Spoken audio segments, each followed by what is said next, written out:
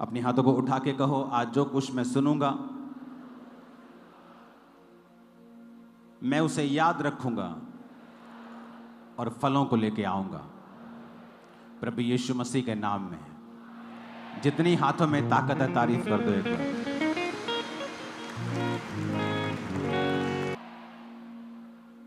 एक बात याद रख के इसको अपने घरों पे लिख के रखने की कोशिश करो कि इस धरती के ऊपर आप कितना इस्तेमाल होंगे ये परमेश्वर के ऊपर निर्भर नहीं करता है। क्या कहा मैंने? लोग बोलते हैं कि परमेश्वर इस्तेमाल करता है, किसी को ज्यादा किसी को कम, लेकिन मैं आपको बता रहा हूं कि परमेश्वर ये डिसाइड नहीं करता है आप कितना इस्तेमाल होंगे इस धरती के ऊपर। ये परमेश्वर डिसाइड नहीं करता है, ये आप लोगों की नॉलेज, प्रैक्टिकल नॉलेज, सिर्फ थ्योरी नहीं,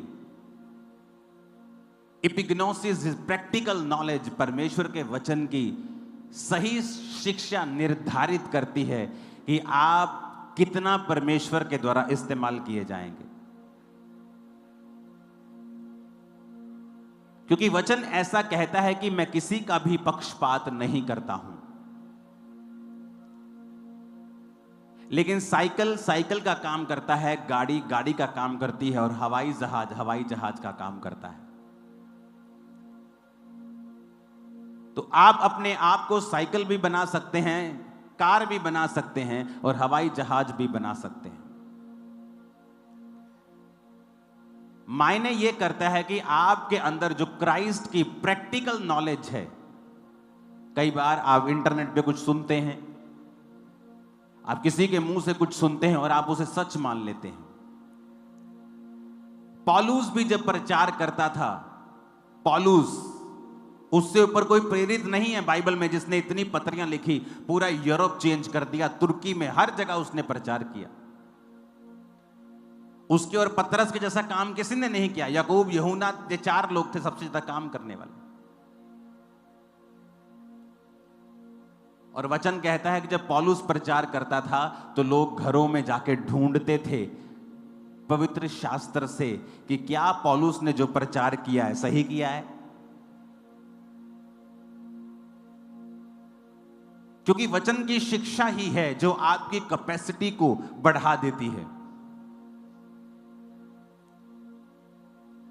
कुछ डिलीवरेंस ऐसी है, आप 1,00,000 बार भी ले हैंड करा लेंगे, आपकी लाइफ में नहीं होंगी। वो तब होंगी जब आप अपनी जिंदगी में से एक ऐसी कमी को, एक ऐसे पाप को त्याग देंगे जो वचन के अनुसार नहीं है, पर आपको मालूम नहीं है। और जैसे ही आपको सही वचन मिलता है और आप उस चीज को त्याग देते हैं, वो डिलीवरेंस जो ले हैंड से नहीं हो रही थी, प्रेयर से नहीं हो रही थी, ऑटोमेटिकली आपकी लाइफ में एंटर कर जाएगी। सेम डे, सेम पल, सेम मोमेंट। वो डिलीवरेंस आपके हस्बैंड का साल्वेशन भी हो सकती है, आपकी उस बेटी की साल्वेशन हो सकती है जो खुदा से दूर है, पाप में है। आपके फाइनेंस की साल्वेशन, छुटकारा हो सकता है जो कर्जे में है। It can be any deliverance. कुछ भी छुटकारा है जो आपके कई आदतों के साथ जुड़ा हुआ होता है, और इंसान अपनी आदत किसी के कहने पे नहीं छोड़ता जब तक उसे परमेश्वर नहीं कहता ये मुझे मालूम है। जब उसे ये मालूम हो जाता है कि ये प्रभु चाहता है कि मैं ना करूं, फिर वो छोड़ देता है। तो आज जब आप वचन को सुनेंगे, क्योंकि पवित्र आत्मा से भरपूर होने से पहले हमें यह समझना होगा कि पवित्र आत्मा इस धरती के ऊपर कैसे कार्य करता है। बाइबल कहती है, पिता ने कहा उजाला हो जाए तो उजाला हो गया, लेकिन कैसे हुआ यह नहीं पता। लिखा, पवित्र आत्मा जल के ऊपर मंडलाता था, और जैसे ही उसे पिता का वचन मिला, आत्मा ने वचन लिया और उजाला कर दिया। जहां भी आपकी लाइफ में आपको उजाला चाहिए, वहां 2 चीजें होनी चाहिए। एक, पिता का लिखा हुआ वचन, और दूसरा पवित्र आत्मा आपकी लाइफ के अंदर। और पवित्र आत्मा आपकी लाइफ के अंदर उतना ही काम करता है जितना आप उसे अलाउ करेंगे, जितना आप उसके साथ कोऑपरेट करेंगे, जितना आप वचन की बुद्धि, वचन की शिक्षा और वचन के द्वारा अपने माइंड को एक्सपेंड करेंगे, पवित्र आत्मा भी उसी रीति से आपकी लाइफ में उतना ही काम करेगा। तो पवित्र आत्मा से भरने से पहले आपको पवित्र आत्मा की शिक्षा भी होनी चाहिए और आप पवित्र आत्मा के कामों के प्रति ओपन होने चाहिए। मैंने बहुत बार देखा है पवित्र आत्मा के कामों के ऊपर पास्टर्स के द्वारा ही स्टॉप लगा दिया जाता है। आज हम वाइट कपड़ों में आए हैं, हो सकता है परमेश्वर ने मुझे वाइट कपड़े डालने के लिए बोला हो, लेकिन इसका मतलब यह नहीं है कि सब वाइट कपड़े डालेंगे। लेकिन मैं उस डॉक्ट्रिन को जो मुझे पर्सनल मिली है लोगों के ऊपर थोप दूंगा, तो मैं पवित्र आत्मा के कामों को रिस्ट्रिक्ट कर देता हूं। बहुत सारे लोग हैं जो मेकअप के खिलाफ हैं, ओवर मेकअप के खिलाफ है चर्च। ओवर मेकअप, लेकिन अगर आप फॉरेन में चले जाएंगे तो नॉर्मल लेडीज मेकअप करती, लेकिन हो सकता है आपको किसी जन को परमेश्वर ने मेकअप करने को मना कर दिया हो, लेकिन उसको किया है, दुनिया को नहीं किया है। अपनी पर्सनल शिक्षा को आप दुनिया के ऊपर थोप नहीं सकते हैं। एक अन्य जाति औरत जो परमेश्वर में आई है,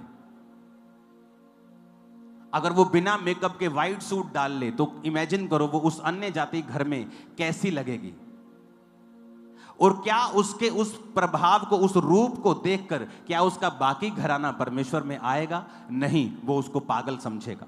तो परमेश्वर ने कहा है ऐसा कोई भी कार्य मत करो जिससे मेरे काम में रुकावट हो। पुराने नियम में जब परमेश्वर ने अपने दास मूसा को चुना, तो मूसा के जैसा सामर्थ्य पुराने नियम में आपको कोई दिखेगा नहीं। चाहे वो चट्टान में से पानी निकालना हो, समुद्र को दो भाग करना हो, अपनी छड़ी को उठाकर विपत्तियां लेके आना हो, राजा को हराना हो, 20 लाख लोगों की अगुवाई करनी हो, उसके जैसा माइटी मैन ऑफ गॉड आपको नहीं दिखता। वचन कहता है निर्गमन 15 उसकी 23 आयत में लिखा, जब वो मारा नामक एक स्थान पर पहुंचे तो वहां का पानी खारा था और वो पी नहीं सके, उसका नाम मारा पड़ गया। ये कहकर वो मूसा के खिलाफ बकबक करने लगे कि हम क्या पिएं। तब मूसा ने यहोवा की दुहाई दी और यहोवा ने उसे एक पौधा बतला दिया और उसने उसे पानी में डाला और वो पानी मीठा हो गया। वहीं यहोवा ने उसके लिए एक विधि और नियम बनाया और ये कहकर उनकी परीक्षा की, यदि तू अपने परमेश्वर का वचन तन मन से सुने, आप आगे घर जाके पढ़ लेना। अब यहां पर मूसा है, कोई आम विश्वासी नहीं है जिसको पास सामर्थ नहीं है, छड़ी नहीं है, अथॉरिटी नहीं है, वरदान नहीं है, गिफ्ट नहीं है।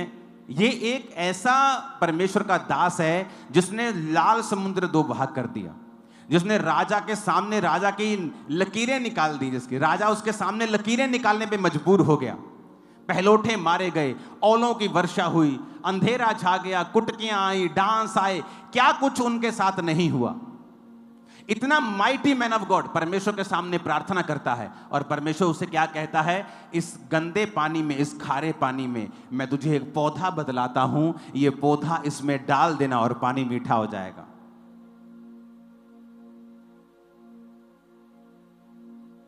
अब वहां पर परमेश्वर ने एक पौधे को इस्तेमाल किया। परमेश्वर ने नहीं कहा मूसा प्रार्थना कर और अपना हाथ रख, मैं उस पानी को ठीक कर दूंगा। परमेश्वर ने कहा ये पौधा ले और इसमें डाल दे। दूसरा राजाओं 2 उसकी 19 से लेके 21 आयत तक हम पढ़ेंगे। उसमें लिखा है, नगर के निवासियों ने अलीशा से कहा, देख ये नगर मन भावने स्थान पर बसा है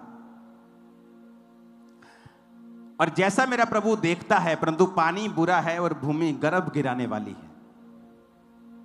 उसने कहा, एक नए प्याले में नमक लेकर मेरे पास आओ, और वे उसे उसके पास ले आए। वह जल के सोते के पास निकल गया और नमक डालकर कहा, यहोवा यो कहता है, मैं ये पानी ठीक कर देता हूं, जिससे वह कभी मृत्यु या गर्भ गिराने का कारण ना होगा। अलीशा के इस वचन के अनुसार पानी ठीक हो गया और आज तक वो ठीक है। तारीफ करो जोर से खुदावंद। अब कौन था अलीशा?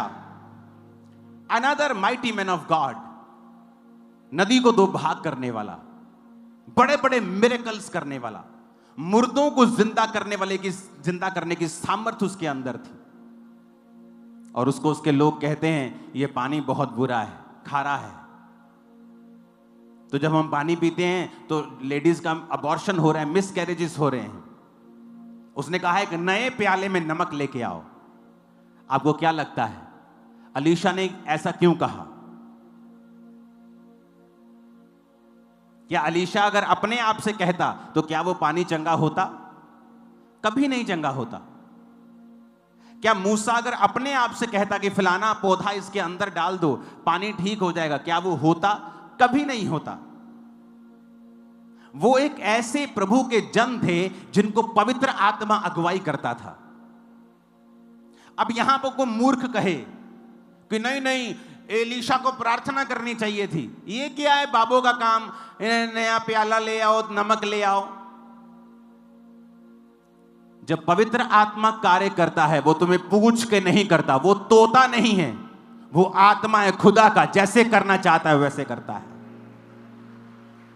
तुम उसको डिब्बे में बंद करना चाहते हो, इसीलिए आज लोग उस लेवल पे नहीं जा पाते जो परमेश्वर उनके जीवन में चाहता है। यहां पर वो माइटी मैन ऑफ गॉड है, क्या ले हैंड नहीं कर सकता उसके ऊपर, पानी के ऊपर? क्या प्रार्थना करके ठीक नहीं कर सकता? कहता नए प्याले में नमक लेके आओ। लोगों को लगता है जब आप बाबाओं के पास जाते हैं आपको कुछ देते हैं, लोगों को लगता है कि ये बाबा कल्चर है, मसीह में ऐसा नहीं होना चाहिए। अरे उल्टा है, ये मसीह ऐसा होता था, मसीह लोग करते थे, उन्होंने कॉपी की है, क्योंकि शैतान हमेशा कॉपी करता है। वो ओरिजिनल को देखता है, सब चीज कॉपी कर लेता है। आपको समझ आ रही मेरी बात? वो बाबाओं का काम नहीं था, वो बाबाओं ने कॉपी की है बाइबल की, परमेश्वर के कामों की। अगर आप चेक कर लें, आपको जाओ चेक कर लो, कॉपी की है बाइबल की, जाओ ऐसा कर लो। लेकिन वो तो परमेश्वर की आत्मा के द्वारा नहीं कह रहे, ये तो प्रभु की आत्मा ने कहा जाओ नए प्याले में नमक लेके और उसमें डाल दो। बुरा कब होगा? बुरा क्या है? बुरा ये है जब वो नमक 25-25 हजार में बिकने लग जाए। बुरा ये है कि वो पौधा 50-50 हजार में बिकने लग जाए। तेल बुरा नहीं है, बुरा ये है कि ये तेल जब हजारों रुपए में बिकने लग जाए। जब आपको दिया गया है फ्री, आज ये वही कार्य करेगा जो अलीशा की लाइफ में हुआ था, जब मूसा की जिंदगी से हुआ था, वही करेगा ये। और लोगों को मालूम नहीं कि ये पवित्र आत्मा कर रहा है, तुम्हारे कहने से रुकने वाला नहीं है। ऐसी हजारों घटनाएं हैं बाइबल में। क्या मूसा सामर्थी नहीं था? क्या वो प्रार्थना नहीं कर सकता था? क्या यहोवा उसकी विनती नहीं सुनते थे? क्या अलीशा सामर्थी नहीं था? क्या परमेश्वर उसकी प्रार्थना को नहीं सुनता था? लेकिन इसीलिए कहा जाता है कि जब आप चाहते हैं पवित्र आत्मा आपको इस्तेमाल करे, अपने आप को परमेश्वर के हाथों में सौंप दे। सियाने बनने की कोशिश ना करें, परमेश्वर को सिखाएं मत कि नहीं तुझे मेरी प्रार्थना के द्वारा ही काम करना है। उससे सियाने मत बने, परमेश्वर उसके सामने बच्चे बने और अलाउ करे होली स्पिरिट को कि वो किस तरह से आज आपको इस्तेमाल करता है। आप किसी के घर में जा रहे हैं सुसमाचार प्रचार करने, हो सकता है आप बड़े सरमन सोच के गए हों, लेकिन जब आप वहां पे पहुंचे, अगर आप पवित्र आत्मा के जन हैं, पवित्र आत्मा हो सकता है आपसे बोले कि नहीं, इससे प्रचार की बात मत कर, इससे बिजनेस की बात शुरू कर। आप उससे बिजनेस की बात शुरू करते करते कैसे वो प्रचार के रूप में आप बाद में उसे चेंज कर देंगे, और कैसे पवित्र आत्मा उसको छू लेगा और आप वचन से उसे ऐसी शिक्षा दे देंगे उसको मालूम भी नहीं होगा और वो मसीह में आ जाएगा। ये पवित्र आत्मा का काम है। सबको जय मसीह की। मैं जतिन बब्बर और आप देख रहे हैं मसीह परिवार चैनल। जैसे कि आप सब जानते हैं कि मैं इस चैनल पे प्रभु के अलग अलग दासों की वीडियोस डालता हूं, तो अगर आपको हमारा चैनल अच्छा लगता है तो आप इस चैनल को ज़्यादा से ज़्यादा सब्सक्राइब जरूर करें, ताकि आप प्रभु के वचन को सुन सके। वीडियोस को ज़्यादा से ज़्यादा शेयर करें ताकि जिन लोगों तक वचन नहीं पहुंचा उन तक भी वचन पहुंच सके। सबको जय मसीह की। एक बार मैं आपसे दोबारा कहूँगा कि इस चैनल को सब्सक्राइब जरूर करें और वीडियोस को ज़्यादा से ज़्यादा शेयर करें। जय मसीह की।